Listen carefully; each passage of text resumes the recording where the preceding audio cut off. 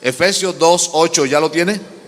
Porque por gracia sois salvos por medio de la fe, y esto no es de vosotros, pues es don de Dios. Repito, la serie se llama Los enemigos de la fe, y esta noche vamos a mirar el primer enemigo, que es la duda. La duda. Ayúdeme a definir rápidamente qué es duda en sus propias palabras. A ver, ¿cómo? Inseguridad, estar inseguro de algo. ¿Qué más?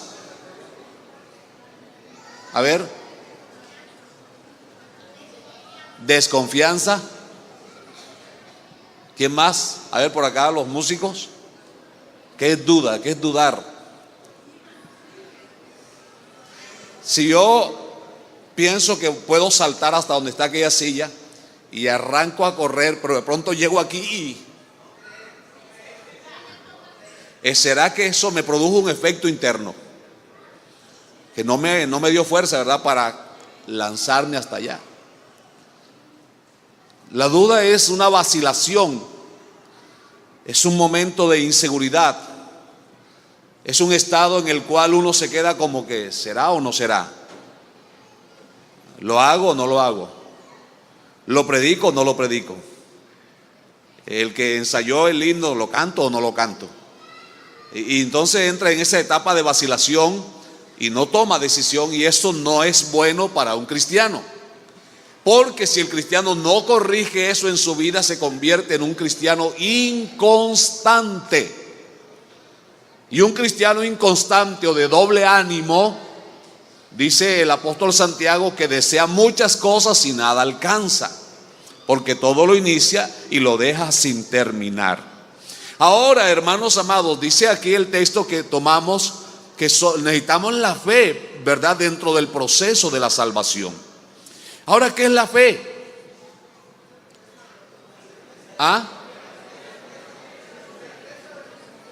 Esa es la definición de qué es fe. Esa es la definición bíblica de qué es fe: la certeza de lo que se espera y la convicción de lo que no se ve. Pero ¿qué es la fe en sí? Creer. Entonces yo podría decirles que fe es una creación especial de Dios, puesta al alcance del hombre para que éste logre, primero, agradar a Dios; segundo, por medio de ella alcanzar las promesas que Él le da. Antes que el hombre pecara, la fe no existía, sino que el ser humano tenía una perfecta obediencia a su Creador. Amén. Una perfecta obediencia a su Creador, no necesitaba la fe. La fe viene como necesidad del hombre en su pecado. Al oír el evangelio es nacido de nuevo, y por ese proceso alcanza la fe. Romanos 10:17 dice: porque la fe es por el oír, y el oír la palabra de Dios. Entonces es un proceso. Entonces la fe, ¿por qué le digo que es una creación de Dios? No me miren así raro. Estoy basado en Hebreos capítulo 12, versículo 1 y 2. Puestos los ojos en, ¿cómo se llama? Jesús. ¿Y qué es Jesús con respecto a la fe? El autor. Quiere decir que la fe tuvo un inicio. Amén. El autor, creador de la fe. Pero a la vez es Él, ¿el qué? Consumador, o sea, aquel que hace posible lo que por medio de la fe tú crees, tú pides y tú esperas. Todo lo que pidierais al Padre en mi nombre creyendo, lo recibiréis. Entonces Él es el autor y Él es el consumador. La fe entonces es como una tarjeta de crédito que te sirve en cualquier cajero, que siempre que tú la tengas tendrás fondo, porque al que cree todo le es posible. Ahora, hermanos, no vamos a entrar en definición, sino en estos enemigos de la fe. Les dije que el primer enemigo era la duda, ¿verdad? El enemigo, ¿por qué ataca la fe del cristiano? Porque la fe le es dada al cristiano en primer lugar para que alcance por medio de ella la salvación que es en Cristo. Y si logra el enemigo permear la fe del cristiano y hacerlo dudar, entonces la salvación se pone en riesgo, porque la salvación es por medio de la fe. Y todo en el Señor se consigue es por la fe. ¿O no es así? En segundo lugar, la fe para el cristiano es la posibilidad de agradar a su Dios. Porque sin fe es imposible agradar a Dios. Entonces, cuando usted hace las cosas obedientemente y conforme a lo que el Señor dice por la fe, usted agrada a Dios. El enemigo quiere buscar que usted desagrade a Dios. ¿Sí o no? ¿Me estoy haciendo entender? Entonces, la duda, el enemigo la va a tratar de introducir a la vida del cristiano para hacerlo desagradar a Dios. Vamos a mirar alguna escritura. Por ejemplo, ustedes yo creo que han leído la historia del capítulo 3 de Génesis, ¿verdad? Empieza así diciendo: pero la serpiente era más astuta que todos los animales que Dios había creado. Y esta serpiente se le acercó a la mujer y comenzó a dialogar con ella. En ese diálogo malintencionado de Satanás llevaba un veneno. Ese veneno era la duda. ¿Y cuál fue la pregunta sutil que Satanás le hizo a la mujer concerniente a comer algo? A ver. Con que Dios os ha dicho que no comáis de todo árbol. Y eso no es lo que Dios había dicho. Dios le dijo: de todo árbol que hay en el huerto pueden comer, menos del árbol de la ciencia del bien y del mal. Dios había sido muy específico. Solo un árbol se había reservado para que no comieran, el de la ciencia del bien y el mal. Los demás se los había dado para que comieran. Pero mire cómo el enemigo cambia las cosas. Y entonces él se nos va a presentar de esta manera. Usted nunca espera al diablo con cachos y rabo y trinches. No, ese es el diablo corroncho. El diablo moderno no es así. El diablo moderno se te va a presentar con ojos azules y con cabello lleno de los crespos parados y pantaloncitos tubos. Y al hermano se le va a presentar en minifalda. Se va a presentar de muchas maneras. Y con preguntas suaves que parece que no fueran peligrosas. Y entonces, con que Dios os ha dicho que no comáis de todo árbol del huerto. La mujer dice: no, sí podemos comer de todo menos del árbol de la ciencia del bien y el mal. ¿Qué es lo que dice? Dice: porque el día que de él comamos, de seguro moriremos. ¿Qué volvió a decir la serpiente? ¿Qué fue lo que respondió? ¿Ah? No morirán. Esa es una manera sutil de decir: eso es mentira de Dios. Dios los engañó. No es cierto. O sea, es una actitud que esconde tanto veneno, tanta maldad, que trata de que el Dios creador quede delante de la criatura como un ser malo, un ser que está escondiéndole algo al ser humano, que no quiere compartir, pero que Satanás aparentemente quiere que lo descubra. No morirán, sino que Dios sabe que el día que coman de ese árbol serán abiertos vuestros ojos y conoceréis el bien y el mal y seréis como Él. Y eso no crea que fue enseguida que Eva, no, porque el apóstol Santiago en el capítulo 1 dice que el pecado tiene un proceso. Esa palabra él la lanzó y quedó ahí. Le digo eso porque el texto continúa y dice: y vio la mujer que el árbol era bueno y que el fruto era agradable. O sea, hubo una etapa de incubación de ese huevito de la duda.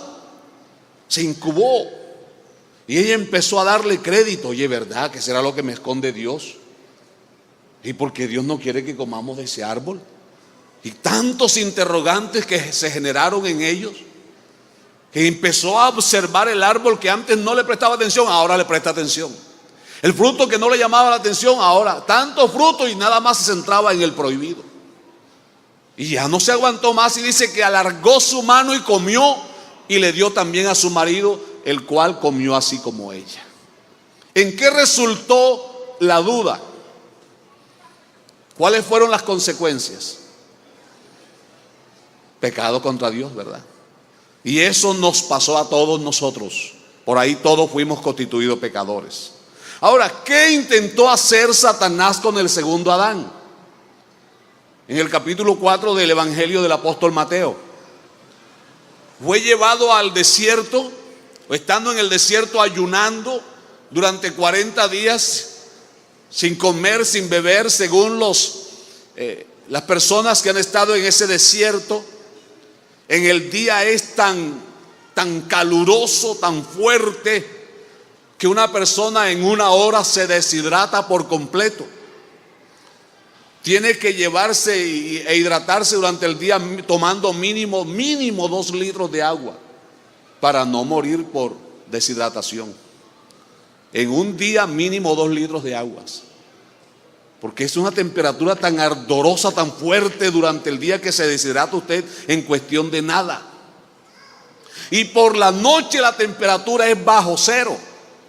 Ahí en ese desierto estaba el Señor Jesús ayunando.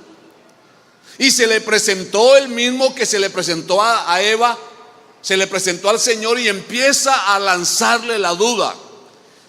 ¿Qué fue lo primero que Satanás le dijo al Señor? ¿Qué era lo que cuestionaba? Tenía hambre el Señor, ¿verdad? Porque llevaba 40 días sin comer. ¿Qué fue lo que le propuso Satanás? Pero antes de pedirle o de insinuarle que convirtiera las piedras en pan, le manda la duda. ¿Sí qué? ¿Sí qué? ¿Tú estás seguro que eres el Hijo de Dios? No estarás en el lugar equivocado tú. ¿No será que te imaginaste eso? ¿Tú estás seguro que eres el Hijo de Dios? Bueno, si tú eres el Hijo de Dios, entonces di que esta piedra se convierta en pan. Está cuestionando eso. Está tratando de que el Señor dude de lo que Él es. Pero el Señor no se pone a discutir con Él ni a razonar con Él, sino que le responde con la palabra. Escrito está: no solo de pan vivirá el hombre. Entonces la duda, mi hermano querido, se corrige con la palabra, ¿o yo? Así que no se duerma porque se va a quedar con la duda. Amén. Viene y le cuestiona por segunda vez. Ya no con el pan, sino que lo lleva al pináculo del templo y lo quiere hacer despeñar de allá. Pero lo quiere hacer parecer como un suicidio. Que él no lo tocó, no lo empujó, nada, sino autor intelectual. Lo subió al pináculo del templo y otra vez le cuestiona el ser hijo de Dios. Bueno, si tú que dices, si estás seguro de lo que dices, de lo que predicas, si estás seguro que eres tú, que eres el Hijo de Dios, entonces tírate. Porque para el Hijo de Dios hay una promesa. Tírate de aquí y nada te va a pasar, porque escrito está: a sus ángeles mandará cerca de ti. Tremendo el diablo, ¿eh? Pero el Señor le respondió: escrito está también: no tentarás al Señor tu Dios. Con el Señor no tuvo éxito.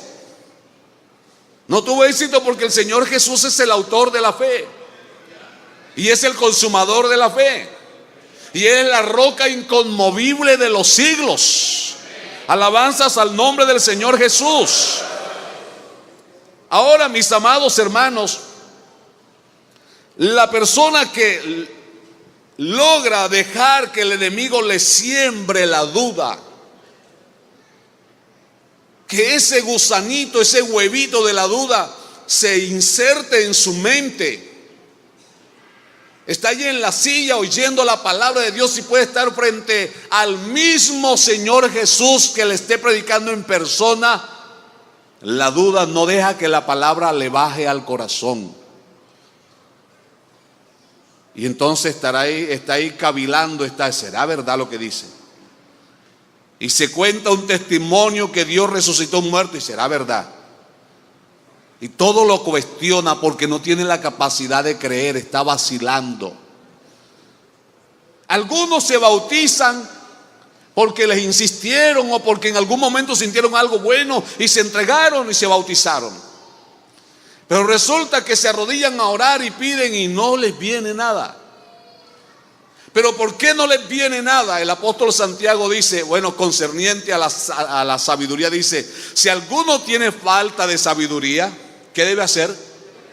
Pídasela al Señor, el cual se la dará en abundancia.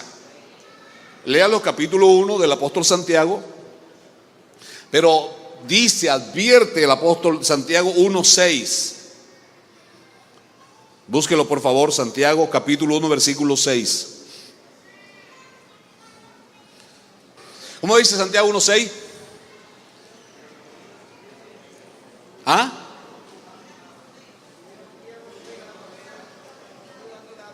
Pero pida con fe, porque por medio de la fe podemos agradar al Señor, no dudando nada, porque el que duda es semejante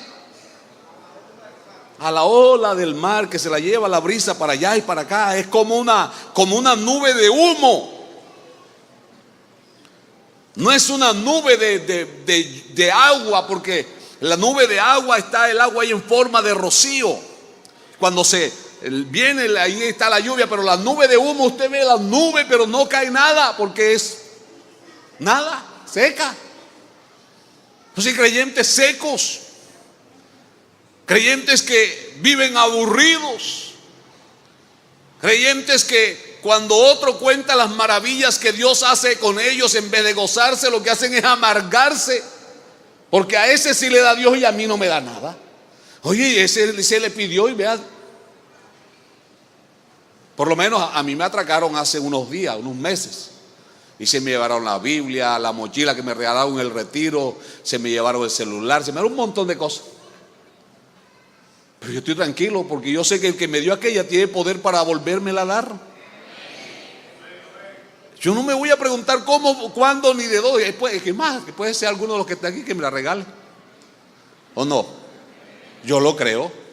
No le estoy pidiendo, no. Solo le estoy diciendo que le creo, porque si Él me lo dio una vez, ¿qué impide que me dé cuantas veces quiera? Porque el apóstol Pablo dice, dime qué tienes tú que no hayas recibido. Y si lo recibiste, entonces ¿cuál es el problema? El creyente que le cree al Señor no cuestiona de dónde ni cómo, sencillamente le cree, porque el Señor lo dijo. Él dijo que te daría sabiduría. Tú no le pongas a preguntar de dónde va a venir esa sabiduría, cómo será y cómo voy a saber yo. Usted solamente crea que cuando sea necesario usar esa sabiduría, ahí aparecerá esa porción que Dios te ha dado. Hasta tú te vas a quedar admirado. Oye, yo le dije todo ese poco de cosas. Claro, porque Dios te dio lo que le pediste. Pero dice, no dudando nada. No dudando nada. Gloria al Señor. ¿Vamos bien hasta aquí, hermanos?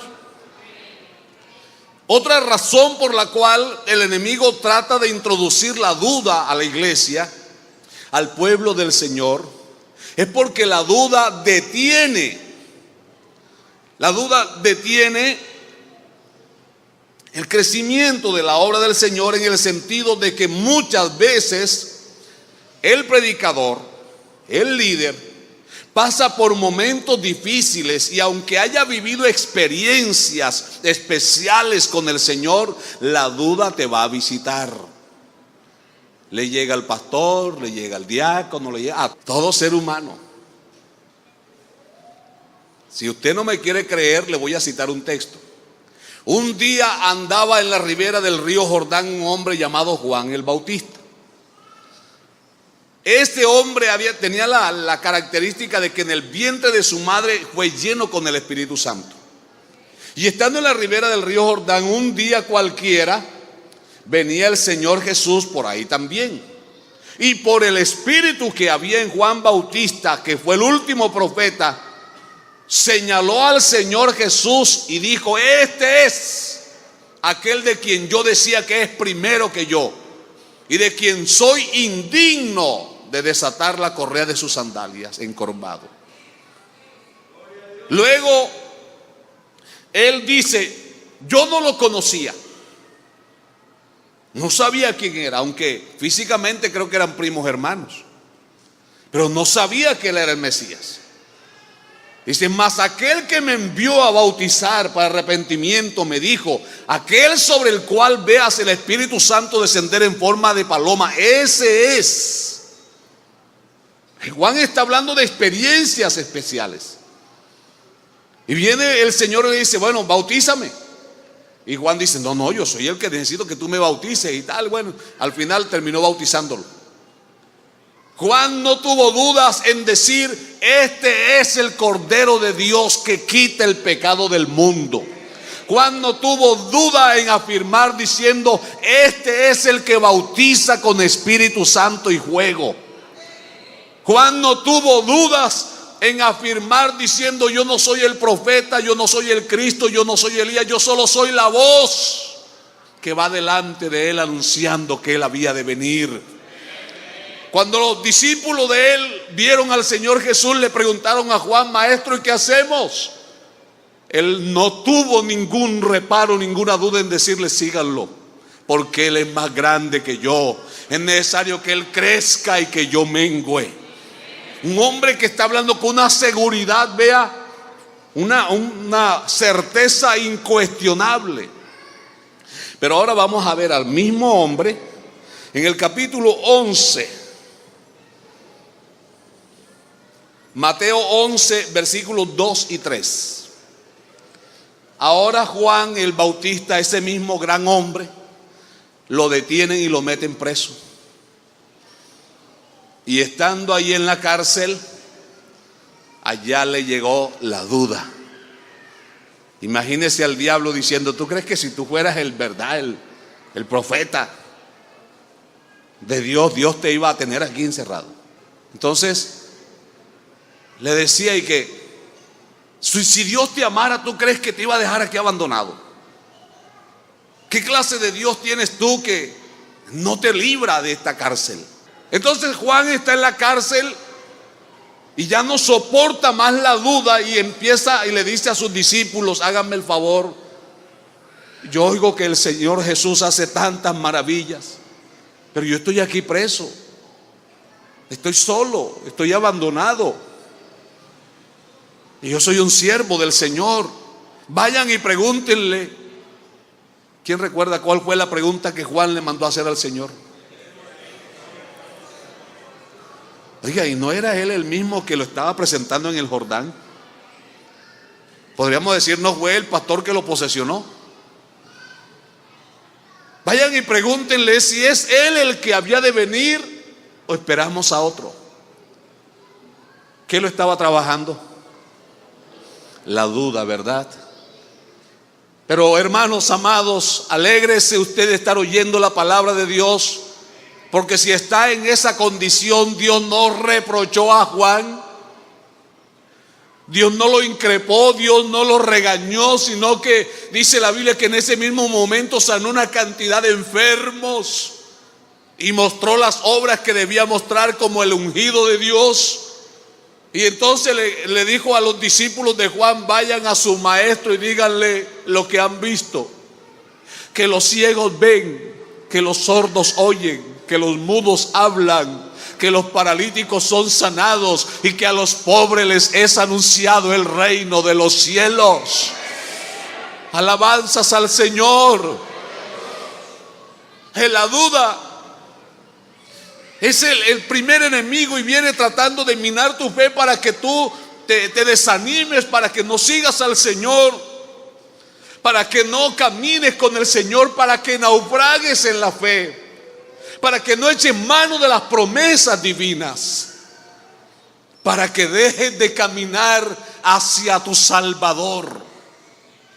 Un día el Señor Jesús venía caminando sobre las aguas y los discípulos iban en la barca y se asombraron. Y Él les dijo, no teman, soy yo. Y Pedro le dijo, Señor, si eres tú, entonces manda que yo vaya a ti sobre las aguas. Y el Señor le dijo, bueno, Pedro, si te atreves, hágale, venga. Y yo me imagino a Pedro. ¿Cuál era la profesión de Pedro, hermano? Y sería que Pedro no sabía que el agua es líquido, que es una cosa inestable. ¿Usted cree que Pedro no lo sabía? Pero ahora se metió en la grande por estar de hablón. ¿Ven? Y yo me imagino a Pedro mirando al Señor, y se sentó en la orilla de la canoa del barco donde venía. Ahí todos los demás, los 11 discípulos ahí con los ojos así sobre Pedro, y el Señor hacia acá. Y Pedro sentado en la barca, y de pronto saca el primer pie. Y oiga, siente que no se hunde. Y saca el segundo pie y está pendiente del Señor, y se incorpora y sale caminando hacia el Señor, caminando literalmente sobre el agua. ¿No dice así la Biblia? Pero mientras va caminando hacia el Señor, ¿qué le llegó?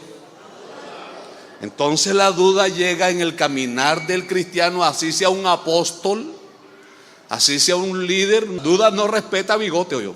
Caminaba tranquilamente hacia el Señor Jesús, pero mientras caminaba sobre el agua, la duda lo visitó. Y empezó, vea, naufragó. Eso se llama naufragar en la fe. Y ojo con esto que le voy a decir. El cristiano que naufraga en la fe está mal. Mal porque está en peligro de morirse. ¿A qué me refiero? Bueno, por una parte Pedro tenía a los 11 discípulos que estaban en el barco de donde él salió, ¿verdad? Seguro que llevaban remos, llevaban cuerdas. Por otra parte podemos decir que Pedro en su profesión, ¿sería que había aprendido a nadar? ¿Lo podemos demostrar por la Biblia que sabía nadar? ¿Ah? Claro, cuando el Señor resucitó y se le apareció y Juan le dijo, es el Señor, y él estaba desnudo y vea, al agua, y salió a la orilla nadando cuando el Señor tenía el pez allá sobre las brasas, así que sí sabía nadar. Pero ajá, ¿y ahora por qué no regresó nadando al barco? ¿Ah? ¿Por qué Pedro no pudo regresar al barco de donde salió nadando? ¿Por qué no dice la Biblia que le tiraron una cuerda? Pedro, agárrate, ven. O un remo. Ahí no dice que el Señor le dio fe. Mucho lo lamento, mi hermano querido. Pedro está naufragando. Y la Biblia habla de los que naufragaron en la fe. El apóstol Pablo habla de un tal Alejandro, Himeneo, Fileto. Dice, en cuanto a la fe, estos naufragaron. Oye, hermanos, naufragar, cuando el creyente naufraga, como en el caso de Pedro, lo único que lo puede sacar del naufragio es el autor de la fe. Lo único que sirvió, ahí no vale experiencia, ahí no vale cargo, ahí no vale posición ni conocimiento, hermano, porque esta lucha no es con carne y sangre. Y entonces, ¿qué le quedó a Pedro? Él no dijo, muchachos, ayúdenme. Él no dijo, tírenme una cuerda. Él lo que logró decir fue, sálvame, maestro, que me muero. Me estoy ahogando. De nada sirve la experiencia como pescador. De nada sirve que yo sepa nadar. No me puedo autosalvar. Tú eres el Salvador, porque tú eres el autor de la fe y el consumador de ella. Sálvame, maestro, que perezco. Y el Señor se inclinó, lo tomó de las manos, lo sacó del naufragio y volvieron a la barca caminando sobre el agua. Para concluir este primer paso, este primer enemigo, quiero decirte entonces que lo único que soluciona, hermano, este problemita de la duda es reconocer sinceramente que tú no puedes salir solo de ella. Reconocer sinceramente que dudaste. Si tú te pones a justificarte y a decir, yo sé que yo puedo, estoy pasando por la mala, pero yo puedo, no vas a salir, te vas a morir ahogado. Pero si reconoces como Pedro que no podía, y además de reconocer, clamas al Señor, el que reconoce su pecado y se aparta, alcanza la misericordia del Señor. Esa es la única salida que tiene el pecado de la duda. Y dice el apóstol Judas: a los que dudan, convencedlos. Hay hermanos que dudan porque hablan con quien no deben hablar. Y entonces dice el apóstol Pedro, algunos hasta preguntan: ¿será verdad que el Señor viene? Dudan del levantamiento de la iglesia.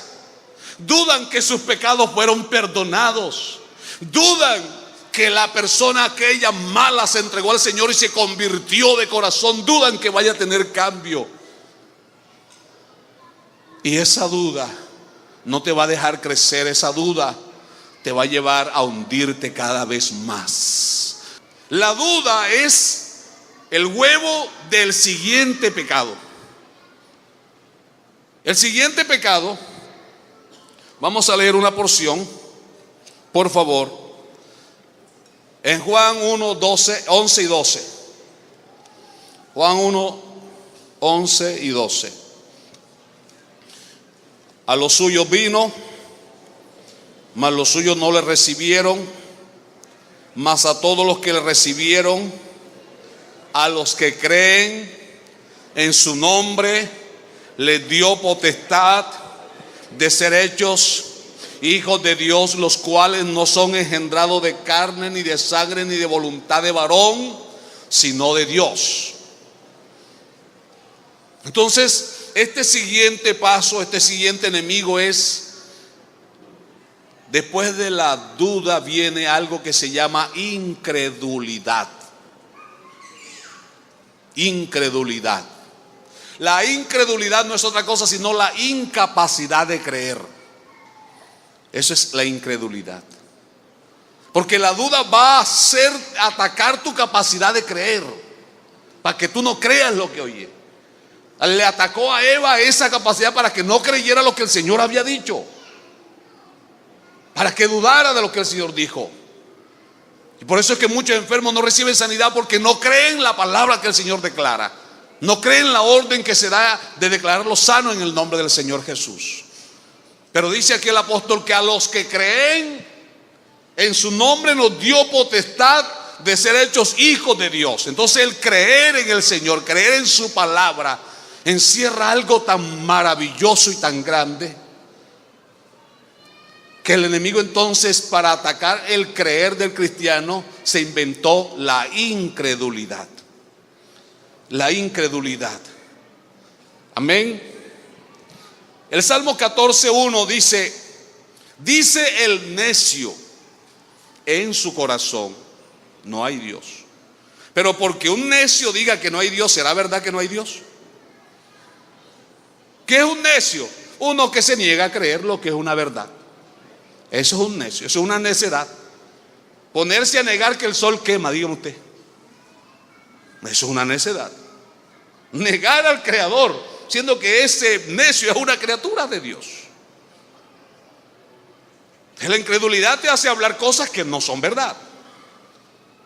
En segundo lugar, el no creer puede llevarte a la perdición.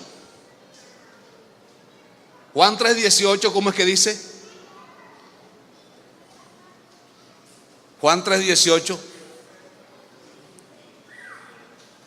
El que en él cree no es condenado, más ya ha sido condenado por cuanto no creyó. Y Juan 16 dice: cuando el Espíritu Santo venga, él convencerá al mundo de justicia, de juicio y de pecado. Pero dice de pecado, por cuanto no creen en mí. No creer en el Señor, no creerle al Señor es tan delicado, porque Él es el único que tiene poder para perdonar pecados.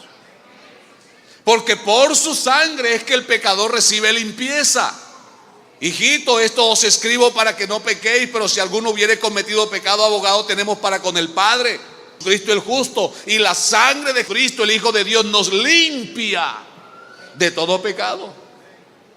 Pero viene el creyente y peca.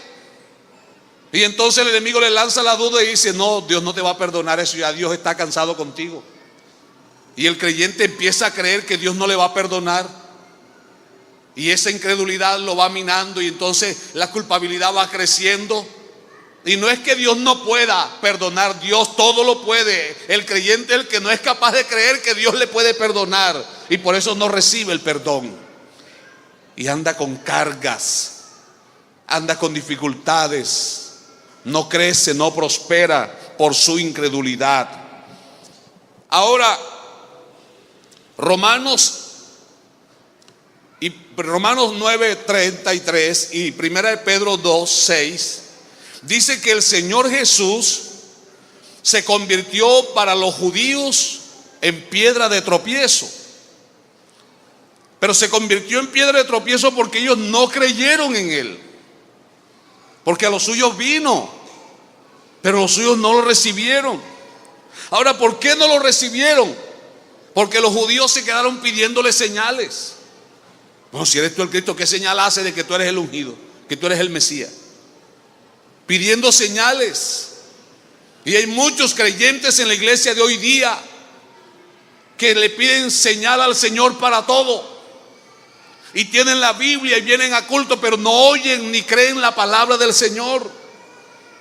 Y entonces le piden señal para todo, y ese no es un camino firme para seguir, porque el enemigo también hace señales mentirosas. Y dice el apóstol Pablo a los tesalonicenses: por cuanto se negaron a creer a la verdad, porque incredulidad es incapacidad de creer. Entonces se negaron a creer a la verdad, vienen terminando creyéndole a la mentira.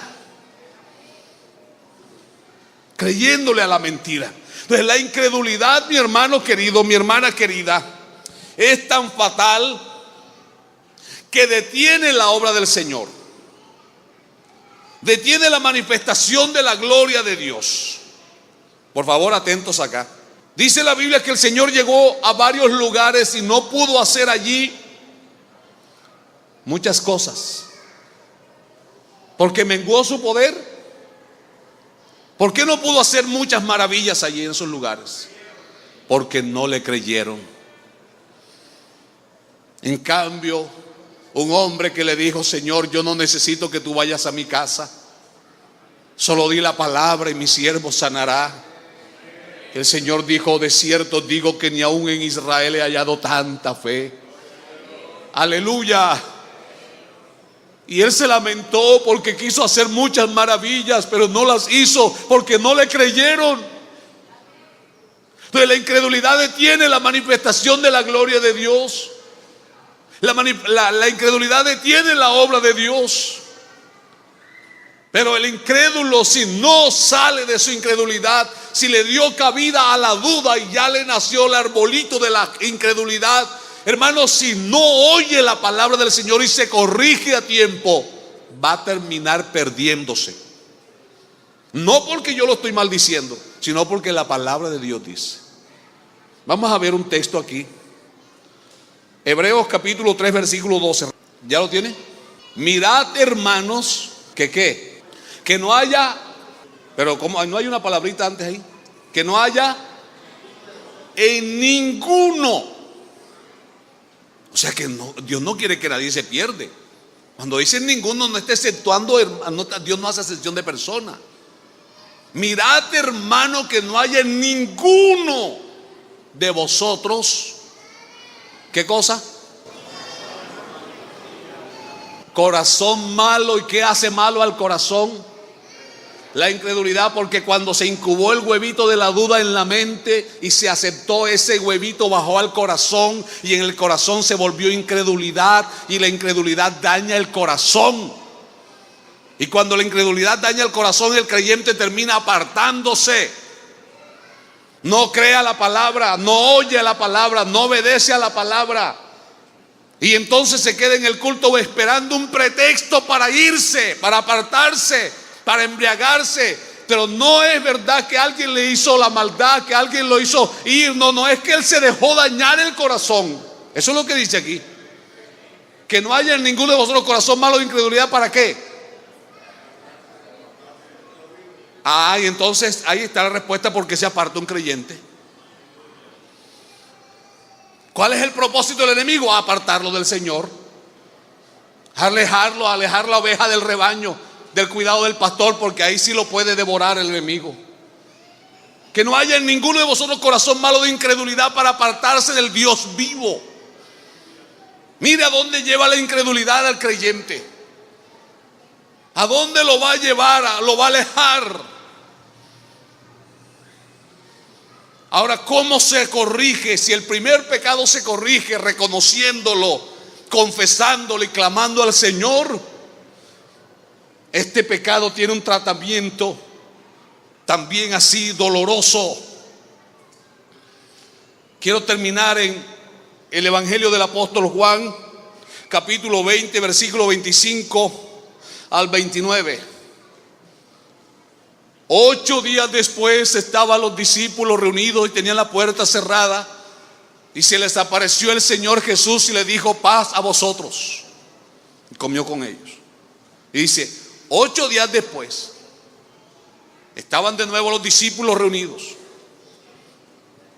y estaba uno que no estuvo en la primera vez.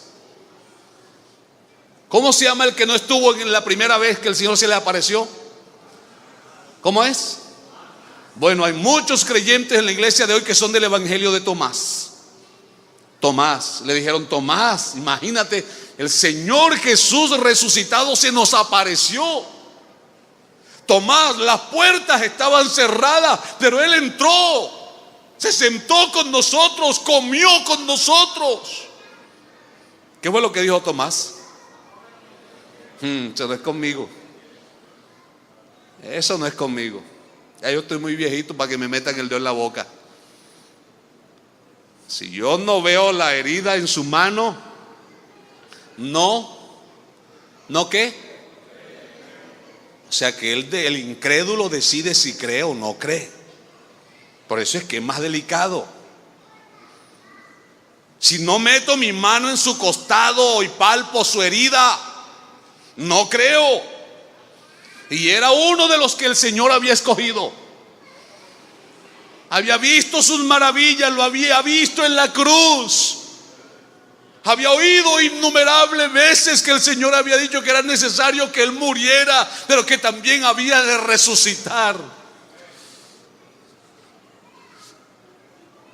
Y dice la Biblia en Marcos capítulo 16 que se les apareció y primero los reprendió a todos, porque las mujeres también le habían dicho a todos que habían visto al Señor resucitado. Dice, les apareció y les reprochó su incredulidad y dureza de corazón. O sea que la incredulidad Dios no la tolera, la reprocha, la aparta, no hace parte del ambiente cristiano.